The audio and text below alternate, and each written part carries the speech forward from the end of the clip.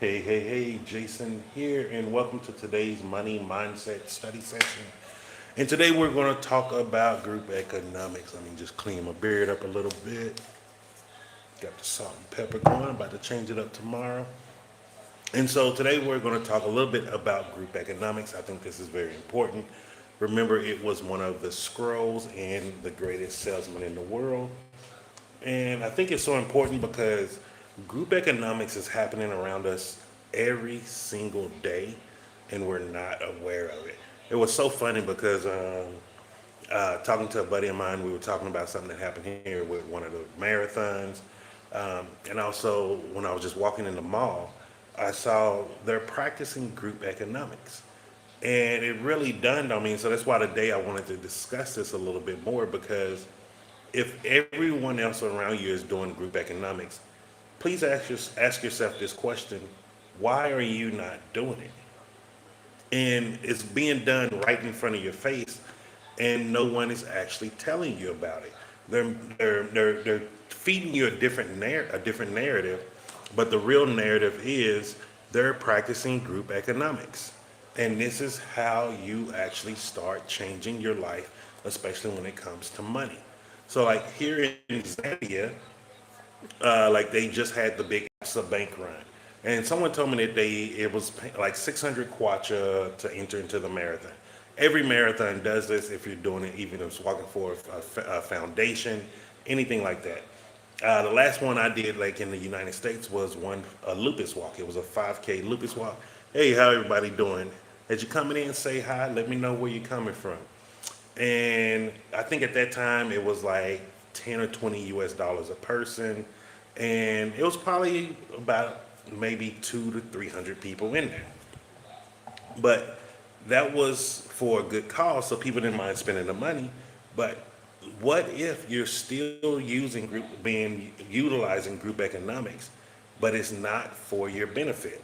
So let's say if I'm just going middle, 15 times 200 people, and that was aiming very low.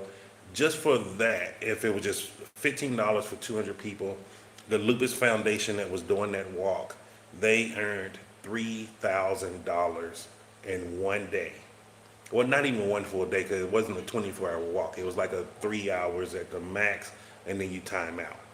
But here in Zambia, in Lusaka, where they had the actual um, marathon, it was 600 kwacha per person.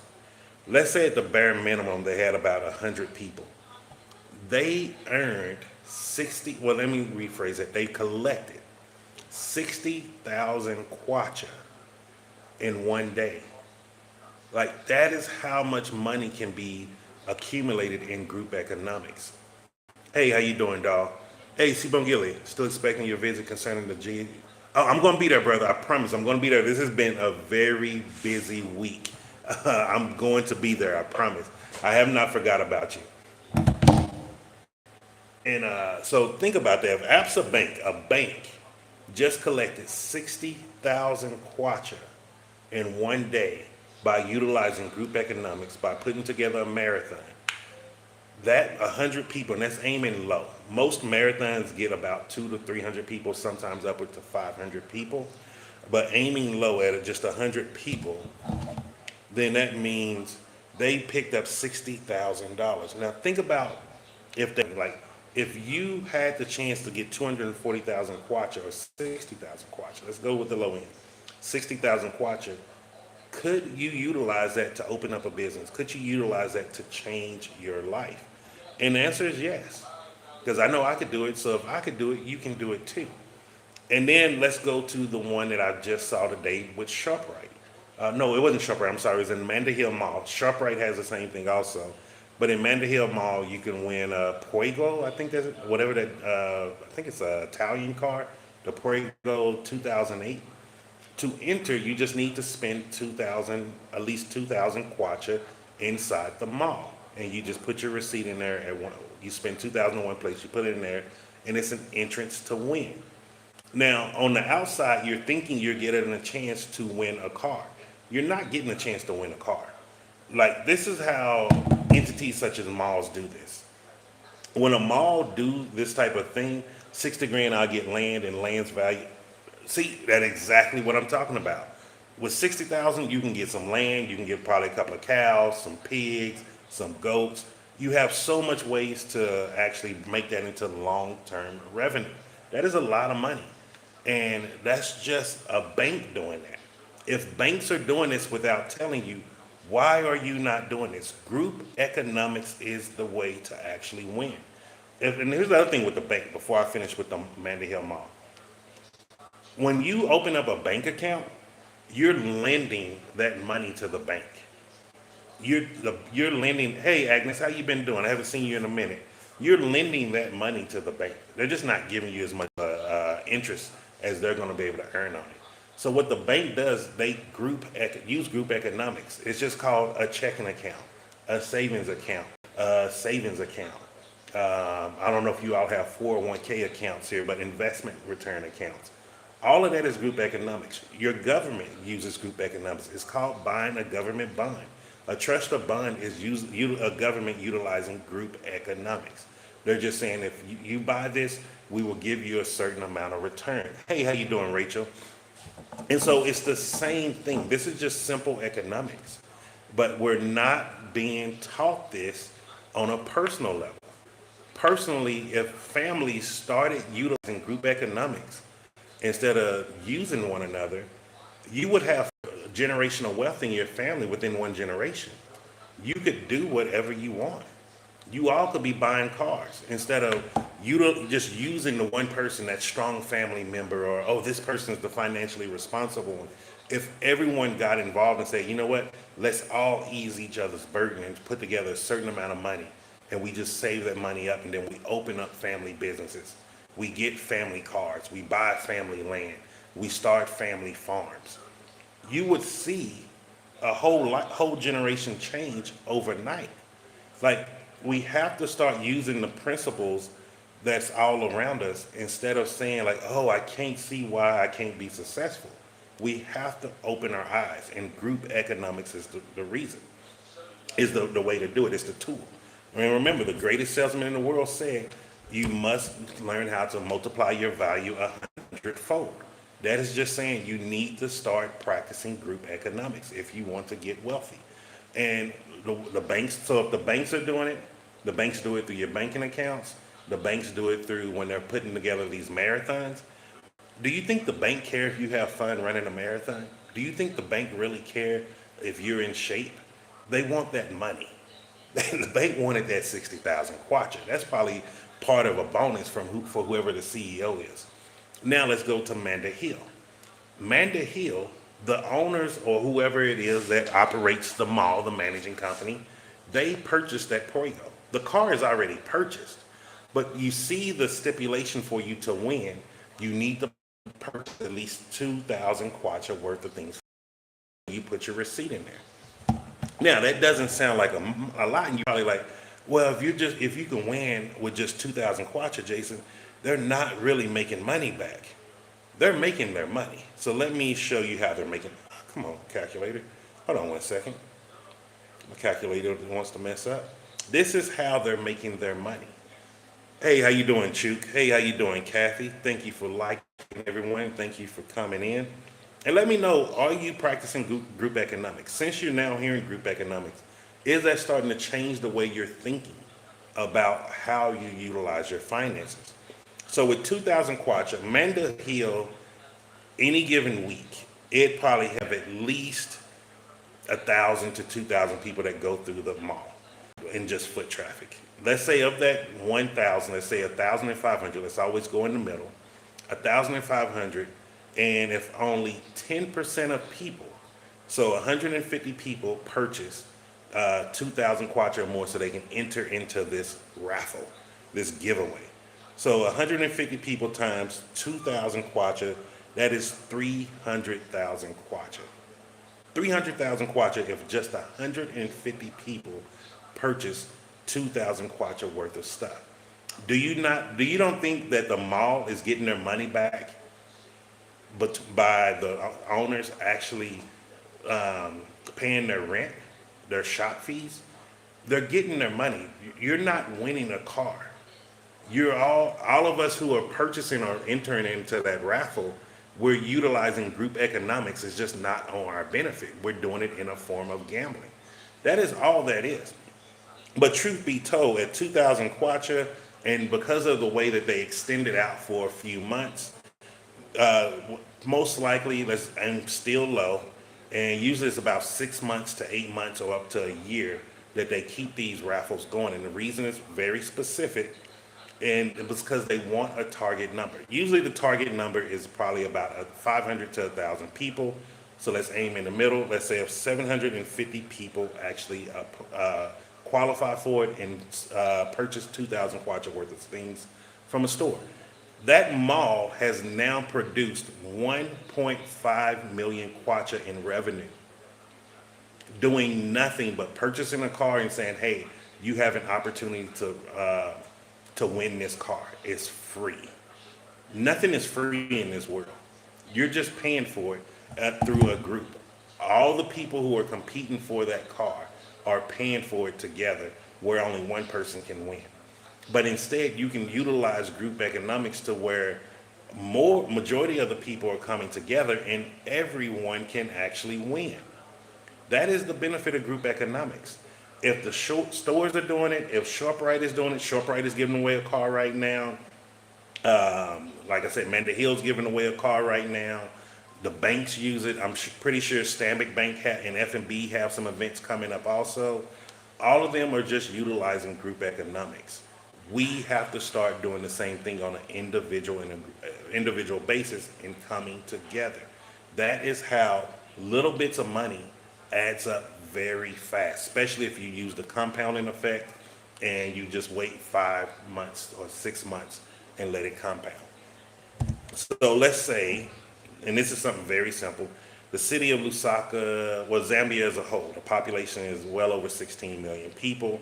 Let's just say let's just aim very, very low. Let's say 2,000 people, no, 4,000 people, let's use a different number. If 40,000 people come together with just one kwacha, 1 month, that's 4,000 kwacha. But let's say they keep doing that for 36 months. 4,000 people putting in one kwacha for 36 months, that's 144,000 kwacha. How much land could you purchase? Now, let's say if they kept that going for 10 years, and that'll be, so let's say 4,000 times 120 months, that's 480,000. That is a lot of money that you can utilize and do stuff with. And that's just using one kwacha. If you're telling me just saving up one kwacha could get you that, would you not do it? Like, we have to start looking at things at a very simple term, and we need to start projecting things out 5, 10, 15, and 20 years. We need to start understanding how to project our goals correctly when it comes to finances. Most of us project our goals for finances for a month at the most. We do not even go to a 5-year or 10-year financial goal. When you're dealing with group economics, to take advantage of the compounding and multiplying effect, you need to utilize and stretch it out for 5 to 10 years. That may sound like a long time, but the benefits of what you can get for putting in so little outweighs everything. So let me read this on YouTube. I pulled my family out of poverty through real estate and higher education. When I pass on my grandchildren, when they heard 250,000 cash plus real estate holdings, the best is yet to come. And that is outstanding. See, that is what I'm talking about right there. Everyone has the ability to pass on these things to the next generation. And if you really want to get there and you're saying, "Oh, I'm broke, I don't have as much money," start looking and seeing, where are you wasting money? We all waste money. Wasting money can be going for that beer just to take the edge off today. I know that's not what a lot of people want to hear, but it's the truth. If you have money for beer, if you have money to eat out, you have money that you can be putting aside towards group economics. I think how much is a beer? Maybe 15 kwacha? I'm not sure. Let's say 15 kwacha and 1,000 people come together and just setting aside 15 kwacha once a month. You're just passing up one time to drink a beer, and 1,000 people came together. That's 15,000 that you could save up, and that's off just one beer. We're not even saying stop drinking completely. Like a little bit of sacrifice can go a long way if you're doing it as a group. This is where, like, I've been trying to explain to a lot of Americans, like, you need to start understanding the value of $1. If you're in Zambia, you need to start understanding the value of one kwacha. If you're in SA, 1 rand. Botswana, 1 pula. Once you start understanding the value of one, then you can start understanding the value of multiplying it and compound and rent it out to these foreigners that's coming here. Rent it out and put it on a lease to the Chinese and to the Indians.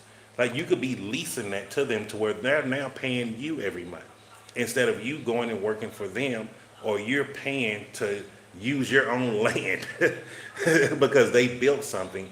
You could do that yourself. And actually, you could actually make the money off the land without even building anything. You could give them a 10-year lease and tell them, hey, I'll lock you in at this certain amount of rate. You pay this rate every single month, and we'll lock you in for 10 years. After 10 years, you will be the first one that can actually get the possible extension of the lease. If we can't come to a deal or a negotiation, then we'll be looking at other people who can come and then lease this land and do something else. That is completely legal business. And that is doing it through group economics. Like you could do farming. Like Zambeef is, I think, the biggest cattle farmers here. You know, if 1,000 people came together and just put together a little bit of money, how fast it would take a place like Zambeef. You know how fast you could take over some of these lodges. You would take over some of these resorts, but you're not going to be able to do it without group economics. All of these other groups that come here, they're utilizing group economics, including Christian entities. Churches utilize group economics. When they're getting you to put in their collection plate, they're just, hey, put whatever. The reason why they're telling you put whatever, they know a little bit goes a long way if everybody can do it. But if they tell you, hey, everybody need to put in 1,000 kwacha today, they know they're not going to have that much money in the collection plate. But if they say, just give with your heart, they know people are going to want to give more. And then they're using a little bit of other psychology in there to where they know people. Some people will go into the competitive mode of wanting to show that they're better than others, or they're more worthy. Like there's a whole lot of psychology behind it. But before you focus on the main psychology behind it, focus on the big part of it, which is group economics. Coming together as a group is the key. Collecting and pooling money together is the key. That is how the whole world works. When they build shops and people are giving different amounts, a kiosk doesn't pay them the same amount as a storefront. The storefront that's right in the front doesn't pay the same amount as a storefront that may be off in a curve or in the corner somewhere. Everyone is given a different portion. And because everyone's given a different portion, the mall, the entity is just collecting that money. And they're happy. They're making their money through group economics. And you can also. If you didn't do yesterday's exercise on what is one thing that you could do utilizing group economics, please do that today. That's why I wanted to share with you just those few examples of group economics that's going on around you every single day. All of us are part of some type of group economics. If you're using Stokevilles, if you're doing village banking here, that is group economics. If you do the little birthdays where each month you put money aside, and then when it's your birthday month, you're collecting money, that's group economics. It is all the same principle. The only difference is when most of us are using it, once we get that money in our hand, we have no direction and no guide or wisdom to. I hope you're getting a benefit out of this money mindset study session. Tomorrow we will be going into the power of the subconscious mind. I'm also trying to look around to see if I can find some books.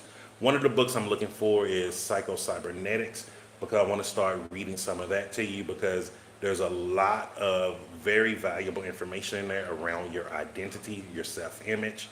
Once you start changing your self-image and your identity around money, you will see money come to you in a lot different ways. And also you will see that there's better ways that you could utilize money all around you. And so if you have any questions or comments, just make sure to shoot me a DM. If you're on TikTok, if you're here on YouTube, you can just leave them down below in the comments and I'll get back with you. And most importantly, just remember this: I am Jason, and success is simple once you know how.